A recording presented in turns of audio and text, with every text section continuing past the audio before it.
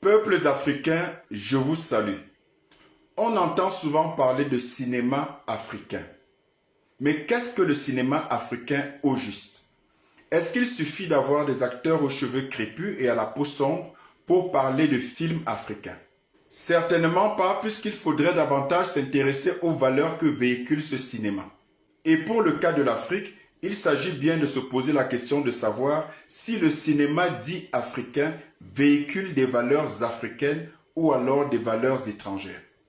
Et le moins qu'on puisse dire, c'est que l'écrasante majorité des films dits africains font la promotion de tout sauf des valeurs africaines.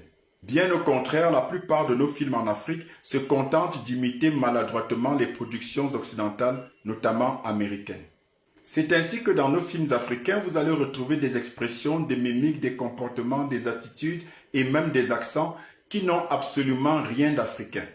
Il suffit d'y regarder les accoutrements, les habitudes vestimentaires ou gastronomiques et vous vous rendrez bien compte que tout est importé et quasiment rien ne reflète la réalité culturelle de nos pays africains.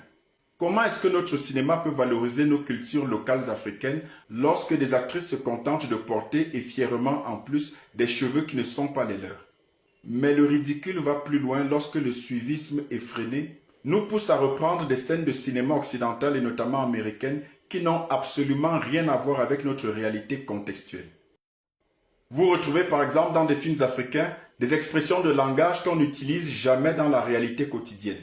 Ou encore des scènes d'action totalement irréalistes qui scénarisent des bagarres violentes dans les rues avec des armes à feu. Depuis quand en Afrique on bagarre avec des armes à feu à tous les coins de rue et à tous les coups? Tout ceci pourquoi? Simplement parce qu'il faut bêtement et servilement copier à tout prix le modèle occidental. Mais il y a encore pire. Vous avez des films dits africains qui vont jusqu'à imposer dans leur scénario des acteurs et parfois même des scènes homosexuelles. Tout ça parce qu'il faut se soumettre à l'ordre dominant, bien que déviant de nos valeurs culturelles originelles. Mais l'une des explications à ce suivisme servile, c'est aussi que le cinéma africain, comme toutes les autres organisations et activités d'ailleurs, ne dispose pas des financements nécessaires pour son épanouissement. C'est ainsi que nos cinéastes se retrouvent contraints de se retourner vers des officines occidentales pour trouver des financements. Et c'est bien à partir de là que le chantage commence. Vous véhiculez nos valeurs, que vous soyez d'accord ou pas, et on vous finance. Sinon, allez voir ailleurs. Et évidemment, la plupart de nos cinéastes courbent les chines. Le cinéma africain, dans son écrasante majorité, n'est qu'une simple caisse de résonance des valeurs culturelles occidentales. Cette dépersonnalisation du cinéma africain est une réalité plus que triste quand on sait que le cinéma est un véhicule culturel puissant. Du fait donc de son indigence financière et donc de sa dépendance, le cinéma africain se retrouve pris au piège du chantage culturel occidental. Les autres pays et continents ont tellement bien compris l'importance de la culture dans le monde en tant que canal d'influence et de puissance. C'est pourquoi vous vous rendez compte que la plupart des grands pays mettent un point d'honneur sur la diffusion et l'expansion de leur culture. Vous vous rendez compte qu'en Afrique, nos artistes se font financer par des centres culturels français, américains, allemands, britanniques et autres. C'est une aberration absolue. Parce que si nous n'arrivons pas, nous Africains, à comprendre l'importance et la portée de la culture dans la restauration de l'identité de nos peuples et donc dans la récupération de notre souveraineté culturelle, alors tous nos prétendus combats pour la souveraineté, pour la liberté et pour le développement sont totalement inaudibles et vains. Pourquoi pensez-vous que les États-Unis sont l'une des plus grosses puissances mondiales d'un point de vue économique? Ils ont toujours mis l'accent sur la culture et sur sa propagande. Et quel est le principal canal de propagande de la culture américaine? Le cinéma. Hollywood. Voilà la vraie raison de la puissance américaine. Et cette adoption du mode de vie des populations de ce pays que vous sublimez, parce que leur culture vous a été vendue comme étant l'idéal, va avoir pour conséquence directe que vous voudrez vivre comme eux, manger comme eux, vous habiller comme eux, respirer comme eux, parler comme eux. Pourquoi est-ce que quasiment tout le monde sur cette planète a au moins un jean dans son placard?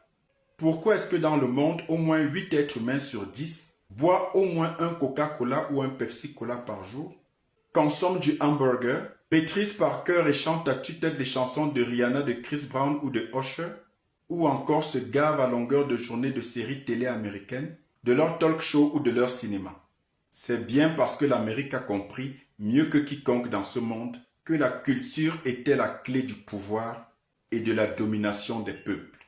Si je réussis à vous faire adopter ma culture, alors j'ai réussi à vous dominer économiquement. Mais au lieu de le comprendre et de le faire valoir, nous, Africains, source originelle de toutes les cultures et de toutes les civilisations, nous, l'original, nous essayons pourtant de singer et fièrement de pâles copies. Il est impératif que les dirigeants africains se sortent du joug culturel que nos populations africaines subissent depuis trop longtemps aujourd'hui.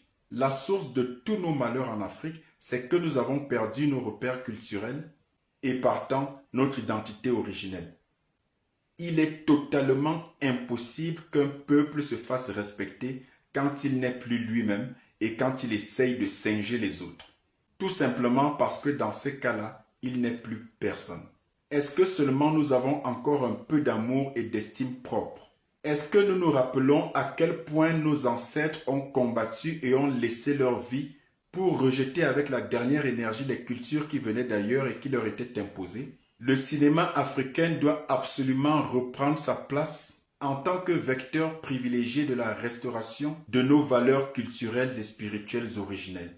Les hommes d'affaires, les mécènes, les personnes de bonne volonté doivent absolument penser à soutenir le cinéma africain d'un point de vue financier et matériel pour qu'il ne soit plus dépendant et donc tributaire du chantage culturel venu d'ailleurs. La prospérité économique dépend étroitement de la souveraineté culturelle, qui elle-même, pour être valorisée et distillée à travers le monde, passe toujours par le cinéma.